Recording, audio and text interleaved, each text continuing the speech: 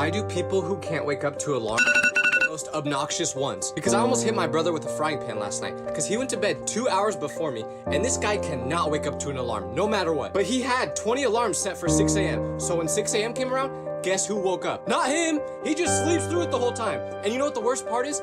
This is his ringtone. Why would you choose that one? Every time it goes off, I think we're getting a tsunami warning in the middle of the night. And somehow, he sleeps right through it every time. I'm gonna throw his phone out the window next time. Matter of fact, I could throw him out the window. He still wouldn't wake up.